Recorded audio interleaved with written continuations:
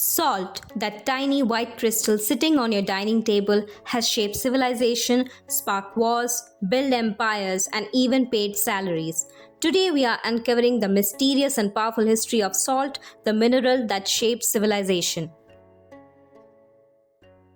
Human bodies can't live without sodium. It regulates fluids, nerves, and muscles. In prehistoric times, people followed animals to natural salt licks, where they first discovered its importance. Once humans began farming, salt became even more critical, not just for flavor, but for preserving food long before refrigeration. Imagine trying to store meat, cheese, or fish without it. Impossible. Salt meant survival. From the earliest civilizations, salt was wealth. The ancient Egyptians mined salt along the Nile, using it for mummification. In China, salt was taxed as early as 300 BC, becoming a cornerstone of the economy. The Romans built entire roads just to transport salt, like the famous Via Salaria. In Europe, cities like Salzburg in Austria, which literally means salt fortress, thrived on salt mining. And in Venice, control over salt helped finance the city's transformation into a maritime superpower. Wherever salt flowed, power followed. Salt could decide the rise and fall of empires. In medieval Europe, cities like Venice and Genoa grew rich by controlling salt trade routes.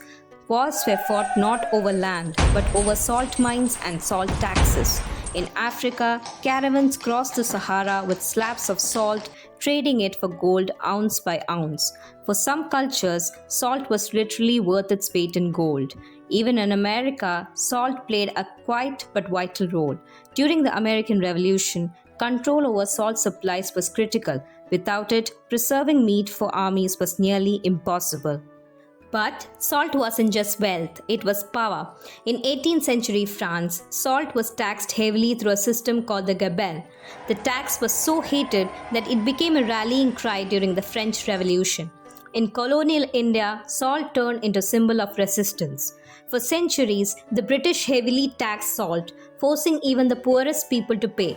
In 1930, Mahatma Gandhi led the famous Salt March, walking 240 miles to the sea to make salt in defiance of British law. The simple act of protest inspired millions and became a turning point in India's struggle for independence. Today, salt is cheap and abundant. We use it so casually that it's hard to believe entire economies once depended on it. But salt hasn't lost its power completely. It's still essential for food, medicine, agriculture, and even modern industries like chemical manufacturing. The world now consumes millions of tons every year.